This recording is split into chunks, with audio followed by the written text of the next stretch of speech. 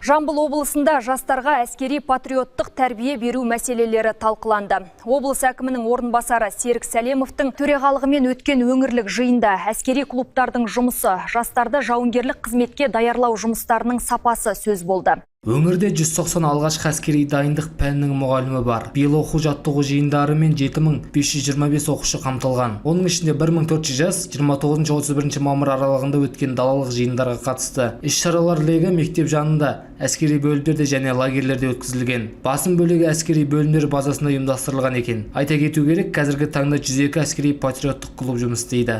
Облыс аумағы бойынша 63 жасайын әскери патриоттық үйірмелері, 38 жасайын әскери патриоттық бірлестігі бар.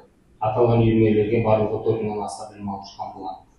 Облысымыздың әскери патриоттық үйірмелері республикалық және халықаралық жарыстар мен әскери патриоттық ойындарына жыл сайын атсалысып жүлделі орындарға иеленуде.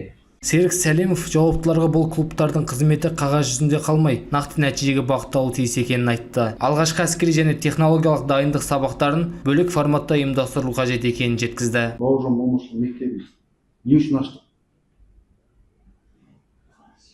Жастарды осы патриоттық әскери тәрбие алу үшін,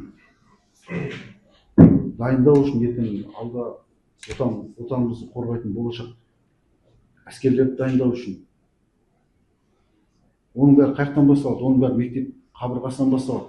Біз мектеп қабырғасында НВП сабағын клуб деп өз-өзімізді алдап мәз болып статистика жасап жүрміз. Жиында аудандарға әскери патриоттық клубтың жұмысын зерделеу, олардың қызметін күшейту тапсырылды. Сондай-ақ жастарды әскери қызметке қызықтыратын жаңа жобаларды іске асыру қажеттілігі айтылды. Бекзат Әшірбай, Назерке Бергенғали, Айдос Құстаубек, 24 News.